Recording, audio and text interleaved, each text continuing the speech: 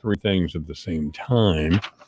And I can't read copy into the microphone, which is kind of my job. It's kind of my job. So I hate to screw that up.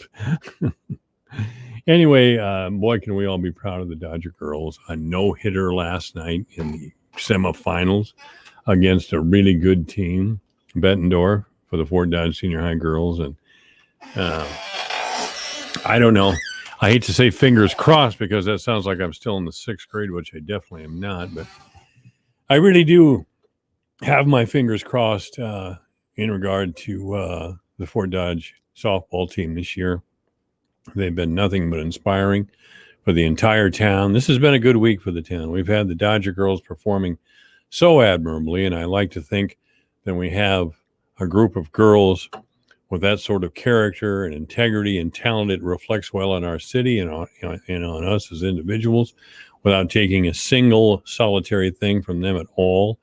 I wasn't out there coaching them or throwing the softball, believe me. But you know what I'm talking about. Things like that just reflect well on a little town in Iowa. And that's a really good thing. Another really good thing is Floyd of Rosedale. Now, I can't believe I'm sitting here talking with you about how good a thing Floyd of Rosedale is. I've said it more than once on the air that when Dave Flattery first came around with this idea, and there's a pretty good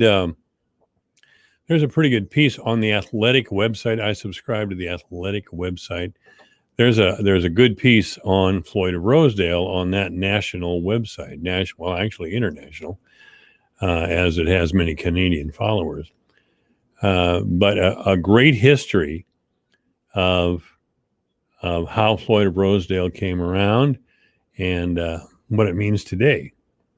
Essentially, Ozzie Simmons was a black running back, and Minnesota had a top team in those years. Thank God they don't anymore. This was in the mid-1930s. And Minnesota put the smackdown on Iowa pretty bad. I think it was in 34 or maybe 35. I should call up the site real quickly here. But part of their game plan was the same game plan that a lot of college teams use now. If you hit the other team hard, repeatedly, especially their star players, their running backs or quarterbacks, that sort of thing, or really anybody on the line, it will make the opposing team hesitant. Just in the back of their mind, they will start thinking, wow, I don't know if I should make this player put out this much exertion because the other team is tough and they'll hit it pretty hard. They'll hit me pretty hard. And I understand that. And the Minnesota people, the Iowa people took the whole thing as racism. The Iowa team thought that the Minnesota team was racism, an accusation that was vigorously denied by the Minnesota team, and is to this day, as a matter of fact. So there was a bet to kind of take the, I don't know what you would say, the onus off the Minnesota-Iowa game, a friendly bet between the governor of Minnesota and the governor of Iowa. And to make a long story short, of course, Iowa lost. And the bet was that Minnesota would beat Iowa, or Iowa would beat Minnesota, whatever you want to say. And, of course, Iowa got smoked again the next year, which would have been 35 or 36. Anyway, this is a story by now that's pretty well known locally. Anyway, Al Loomis was the owner at that time of Rosedale Farms. Al Loomis is a very famous name locally, is a very well-known name here locally. And he put up the pig that wound up in the hands of Minnesota, which is now, the pig was never consumed, but it was buried about 6 miles north of the Iowa-Minnesota border, which is kind of appropriate, I guess. Kind of appropriate. Anyway, that thing wheeled into town. The big statue of Floyd of Rosedale wheeled into town this week. And I would have never have imagined that it looked like that. It's an impressive monument. It is an impressive monument. And I don't know if anybody knows it or not, but we do raise hogs around here. We raise a lot of laws. We're an agricultural state. We're a farming state.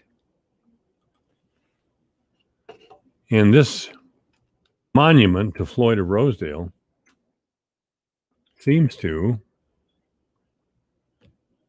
honor that tradition, in my mind anyway.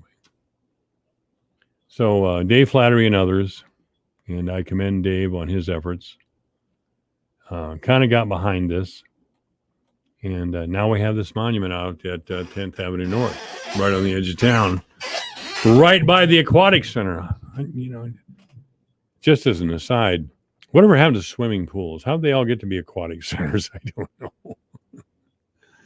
But anyway, it's 322 and 81 degrees at AM 1400. KBFD, the voice for Dodge. It has been a real good week for our town, and I hope Fort Dodge can go on and win the state championship. These girls have earned it, and they deserve it. They just have to keep pushing on. You notice I said, I hope they win. I'm not picking them to win, because when I pick a team to win, they lose. I picked the Phoenix Suns to win the NBA Finals in 5 games. You saw how well that worked out. And Nevin Mulholland and Randy Kuhlman will be in 4 o'clock on Friday to ridicule me for making that prediction, because this is really painful. Nevin picked the Bucks, and he picked the Bucks quite a long time ago. And Giannis there was, and I went back and forth listening to Sunny 99.7, where the Dodger game was on. And congratulations to young Miss Adams for a no-hitter in the semis of the state tournament. She throws a no-hitter. Wow.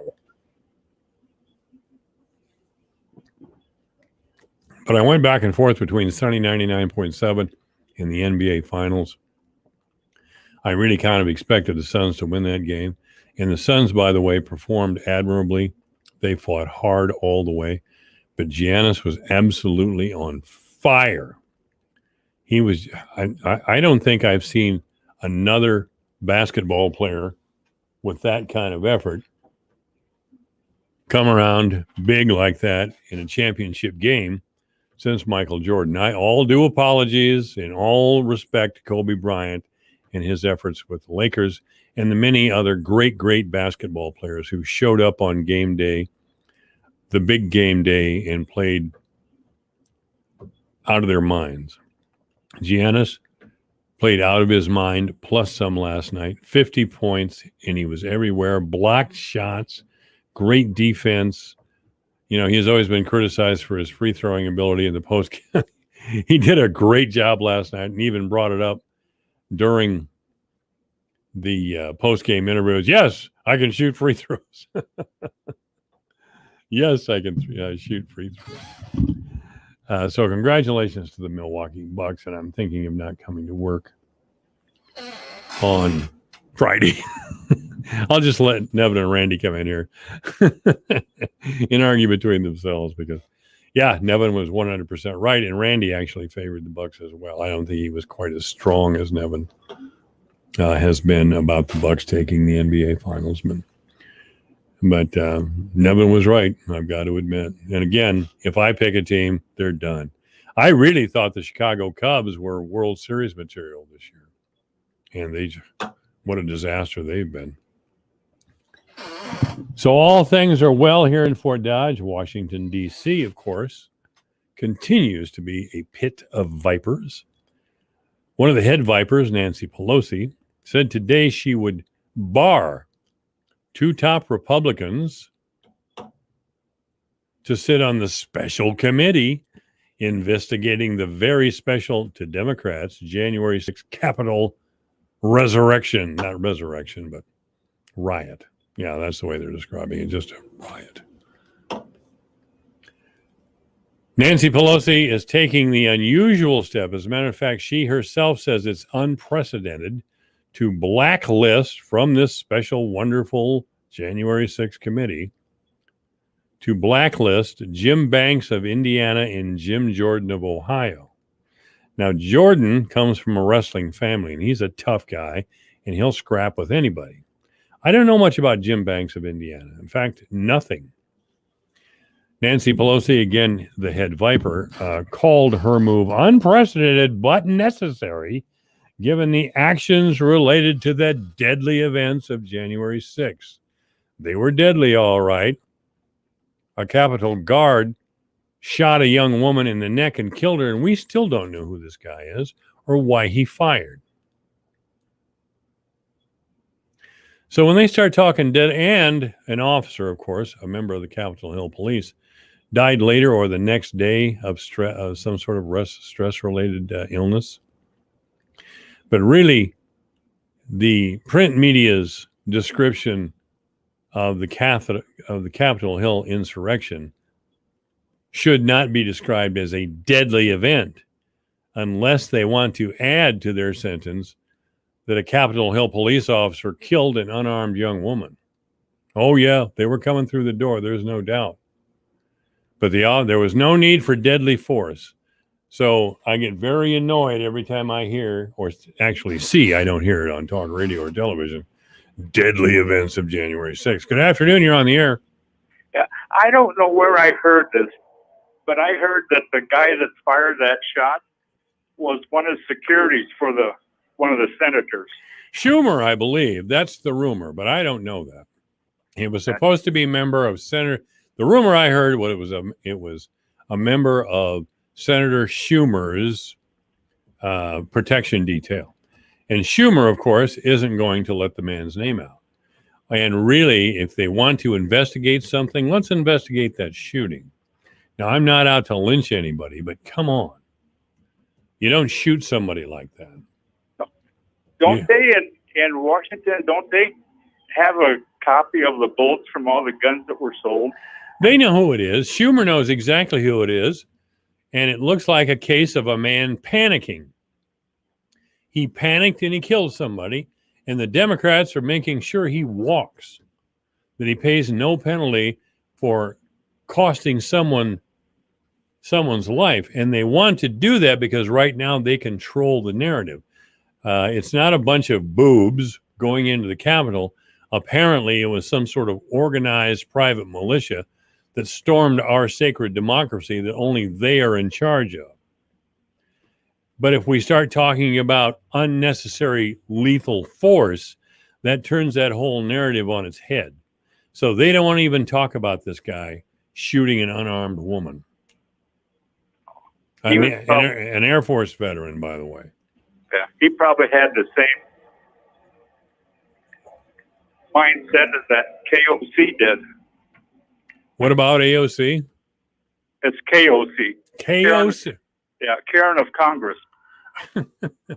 And who might that be? Karen. That's AOC. Oh, yeah. Well, she's got a lot of influence. And really, I think the Democrats are a little more than just a little bit nervous of AOC and Miss Presley, Congresswoman Presley, and some of the others.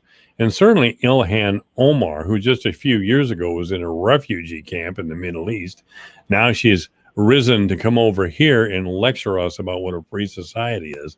It's ridiculous. But married her brother? What's that? Is that the one that married her brother? That's the one that married her brother, yeah. I'm sure the honeymoon was a great thing. I don't know. Not really, and of course we would be harsh and judgmental if we mentioned that this woman's background is, well, strange, and perhaps shouldn't be in Congress at all. You know what I mean? Yeah, I know.